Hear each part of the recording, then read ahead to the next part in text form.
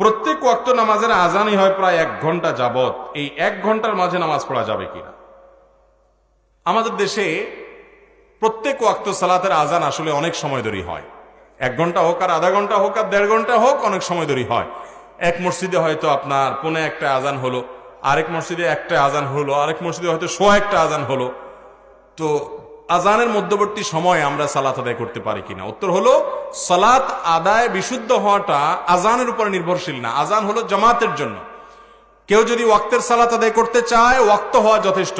ইন্নাস সালাতা কানাত আলাল মুমিনিনা কিতাবাম মাওকুতা, নিশ্চয় সালাত ইমানদারদের জন্য নির্দিষ্ট সময়ে পড়াটা ফরজ করা হয়েছে। বিধায় আজান জরুরি না। ওয়াক্ত হয়ে গেছে, আপনি সালাত আদায় করলে কি হবে? সালাত হয়ে যাবে। আমাদের অনেক মহিলা, অনেক মা বোনরা আছেন, ঘর বাড়িতে তারা বসে অপেক্ষা করেন জায়নামাজে যে মসজিদে আজান কখন হবে, এরপরে তারা সালাত আদায় করেন। না, এটা কোনো দরকার নেই। মসজিদে আজানের সাথে আমার মা বোনদের সালাতের কোনো সম্পর্ক নাই। ওয়াক্ত হয়ে গেছে, তারা সালাত আদায় করে ফেলতে পারেন। এবং তাড়াতাড়ি আউয়াল ওয়াক্তে সালাত আদায় করা উত্তম আমল। নবীজি সাল্লাল্লাহু আলাইহি ওয়াসাল্লাম জিজ্ঞাসা করা হয়েছে, আইয়ুল আমালে আহাব ইলাল্লাহ, আল্লাহর কাছে সবচেয়ে উত্তম আমল কোনটা?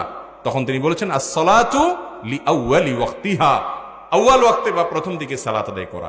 অনেক মা বোনরা আছে জুমার দিনে অপেক্ষা করেন যে মসজিদে জুমা শেষ হবে, তারপরে তারা বাসায় যোহরের সালাত আদায় করবেন। ঘরে ঘরে মহিলাদের মধ্যে এই আমল, অথচ এটার কোনো কথা কোরআন হাদিসে বলে নাই।